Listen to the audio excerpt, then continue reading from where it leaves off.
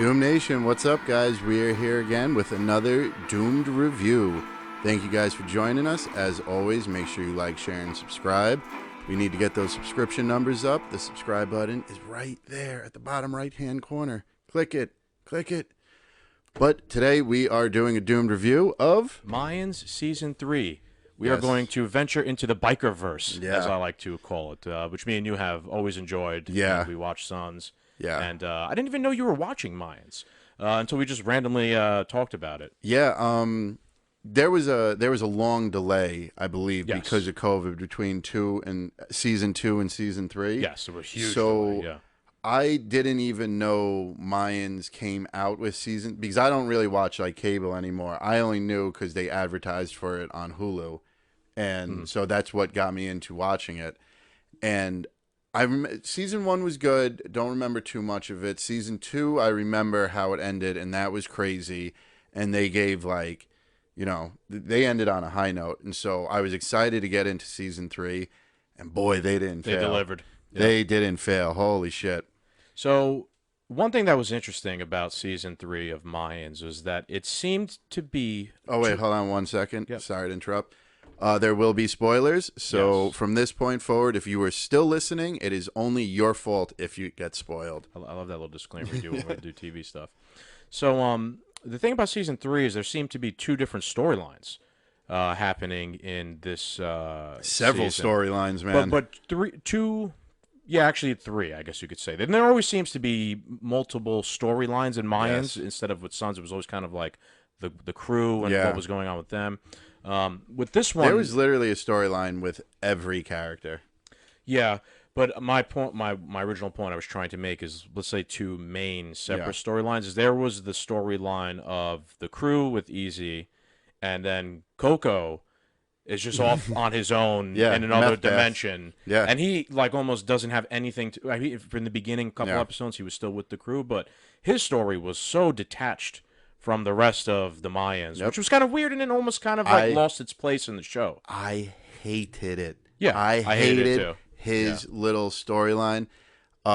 Spoiler alert: he becomes a full-blown heroin addict, crackhead. The character of that Meth Mountain dude was cool. That was like a Trevor type of guy. Yeah. He was a good actor, I'd say. Yes. He played that role very well. That was good, but you knew he was going to get caught. You knew he was going to get fucked over. You knew that chick was always going to leave him. You knew this was going to... It was predictable, and when they finally, another spoiler, kicked him out, I was like, oh, thank God. Thank God. Like, fuck this guy. Like, I don't want to see him anymore. And he also stole... there's no way he's going to redeem himself, because he stole the kilo of heroin when they literally jumped the border wall. And the two rules is you don't steal from the club and you don't become addicted to heroin and shit like this, or they, throw you out. That's why you can't go to rehab. No one can know about it. Yeah. He's screwed on both fronts. Yeah. I'm not, I don't know much about like biker culture or ethics, but at the same time, I thought, his daughter, what's her name? Gorgeous Miss McGee. I know her name in real life. It's Emily Tosta. She made a good point to Coco's friend, who I can never... There's so many Mayans. And one thing that Mayans does differently, let me just make a quick side point, than Sons, is they spend a lot more time with the other bikers. Instead of, like, Sons was really heavy on, like, the main couple of guys. Mayans spends a decent amount of time with the other guys, but sometimes it's a little bit too much, and I there's so much like I can't remember everybody's name. Yeah. But she made a good point to him, like, well, like, what is this, like brotherhood thing for if you can't even help someone who's like lost their way? I thought that was a pretty good point. And I guess that's why Coco's friend went and eventually did like kind of get him out of that situation. Which was a cool scene, but the whole storyline of Coco wasn't great. So that was a waste of time. I felt like it didn't play into the larger narrative of the entire season either. So I didn't see a point to why they put. Maybe there will be in the next. I don't know, but I don't want it. I don't want it. I'm happy where it left off. There's just so many. What's the Kingpin's name? Marcus.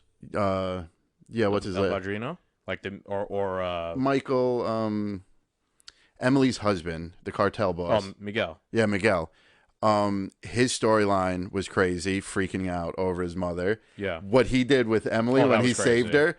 Oh my Yeah, he God. drugged her, and then he had a change of heart Yeah. after she basically drowned and And saved her. and now the FBI's and Potter, man.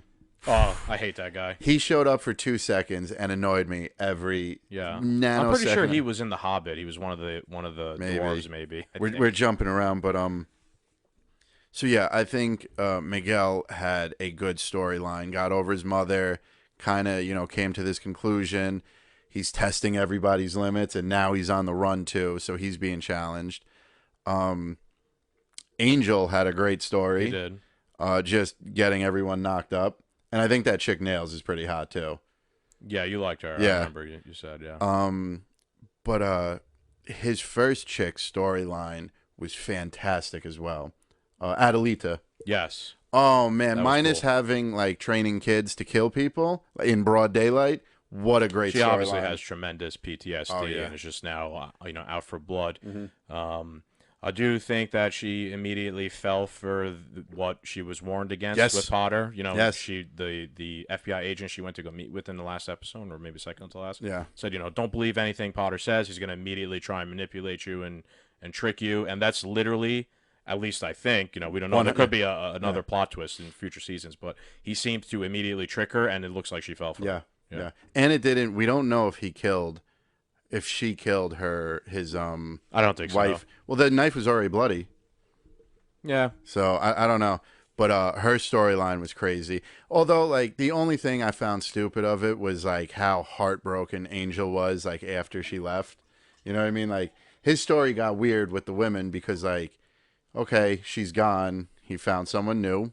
That's a normal thing to do. She came back. She was the mother of his child. He left the other chick. I'm sure that's happened a billion times before. But then when she left him, like, he spiraled out of control. Like, this woman is a wanted terrorist. She's not just going to settle down in California with you. And live, You like know what I mean? sunshine Like, and rainbows. Yeah, like, there's no more of this normal, happy life anymore for her. You know what, though? I've come to learn with the Bikerverse, that's the theme of the shows. It was that way with Jax. Yeah. And it's that way with, Angel. And it's that way with Easy now, too, as you could see. Well, no. None of these guys are going to get a happy ending. Well, so let's go into Easy's story. That's what Easy was chasing. Because that chick, what was her name? The Spanish girl that he was in love with. Yeah, another. Yeah. We're terrible with Beautiful, names, sorry. people. But they're, absolutely beautiful. Great actors. Yeah. She played such a great role. Did. The father fell in love with her too. Yeah. Good actress. But he made a good point. He's like, men like us don't get happy endings. He's like, What did I just say? Yeah. If he leaves with you, he's gonna tear you apart anyway. And she leaves him, and at the very end, Easy now accepts this lifestyle, Right. Because he was leaving because he's too good at this.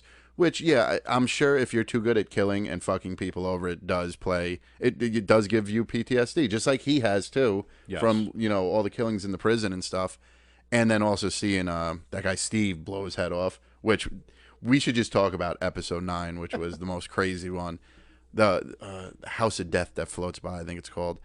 The prospect, Steve. Yeah, but at the very end of season 10, of episode 10. He is nine. This was the second to last No. episode. What I'm talking about for Easy, his final, he accepts his role as like a murderous biker now, Right. and they start throwing the Molotovs over it, and he does not care. It is guns blazing from here on out, and I'm mad excited to see that. Yeah. Okay. So we're jumping around, right? I know. I'm too excited. This was good, man. It was good. So the last episode was great in my opinion, and especially the ending. Although it was a little bit not believable in a way because they they had planned that they needed to get rid of all the other kings and so they could be the only crew leading things, and they planted the bomb in that. Like the garage, and the other, I can't remember his name either. I'm sorry, we can't remember anybody's name. But one of the other kings, He lived. he showed up, and he was there with his son. So when they went into the garage, this whole like moral thing comes where we can't just blow up the kid. He's innocent of everything. So Easy goes up to the window to get a better look, to see if he could detonate the thing without killing the kid. And the kid's in a separate office, and the father, who they're trying to kill, is right next to the car, basically in the garage. And Easy pushes the button, and the whole building explodes, and somehow the guy survives. Yeah. So that's annoying because that's just like it's TV, and Yeah. you know what I mean. Nobody needs to die. When I know I'm watching TV, you're not doing a good job. So that was annoying. However, the revenge that this guy is coming for was fantastic. The way they're like, at the gate, like trying to how do you bash get in. out of this Like now? there's gonna be Yeah. like a medieval like siege at the club, and like Easy's there like standing against it all with his gun and whatnot. That was pretty cool. That was pretty cool. I thought We'll that's see. great, but it also is going to set off the next season with a bang. Like there's going to be a huge biker battle at the beginning of the next season. And the one thing that I came to understand is, and it still holds true to the Sons of Anarchy's roots, the bad guy doesn't win. No, and I'll be honest with you. I wanted to make this point before. This is not this is an anti-hero show. Yeah. These are not good people. Yep. They're not good guys. As much as they might want to like try and make themselves out to be or seem to be, they're all bad people and criminals, and they sell drugs and they fuck people over and they kill people. Yeah. And there's nothing good about them. But because you're watching a TV show and Easy has a lot of charm and Angel has a lot of charm and they're good-looking dudes, you root for them. Yeah. Right? You know what I mean? And it's like watching The Sopranos. You're rooting for a criminal who's not a good guy. Yeah. That's exactly it, and it holds true to what Jack said. Like, the bad guy never wins. Easy created, this entire plan to get the heroin into the prison, and then it turned into fuck the kings over.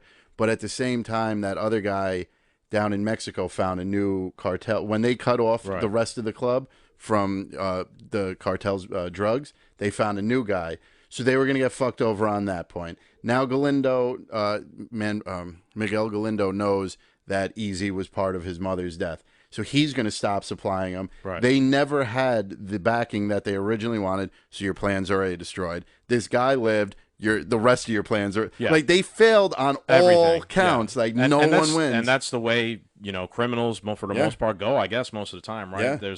There's only so long. Like everyone's always looking to fuck each other over or be the kingpin.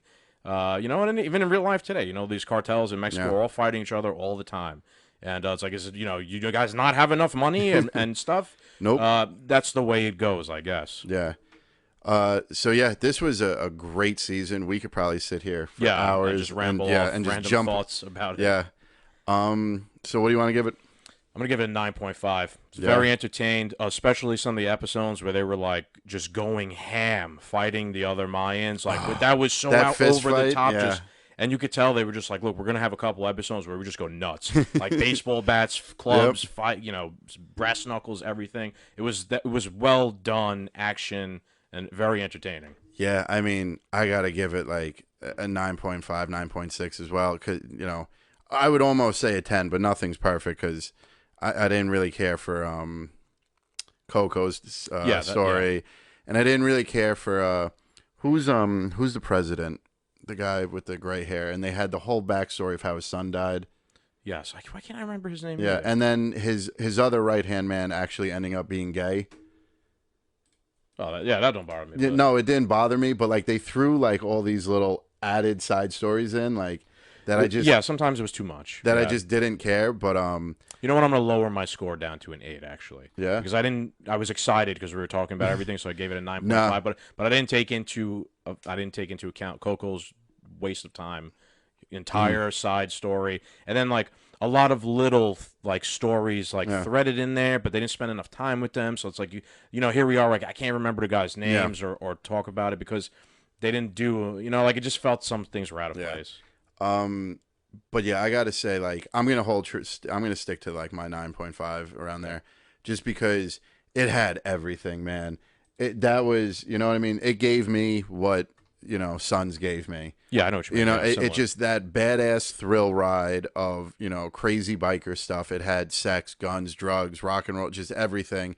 So I really can't complain, even though my opinion falls short on a few the side stories. But it was fantastic, and I can't wait for season 4. You know what was interesting about the season 2? They really didn't lean on the Sons connection, and that's the other interesting point. Because at the end of season 2... seemed like they were going to be setting up a war with the Sons of Anarchy. So, don't forget that. Because I guarantee you, once we think Easy and the gang has the upper hand, and they're beating off the other fucking the rest of the kings, and they're winning against them somehow because Easy will come up with some plan.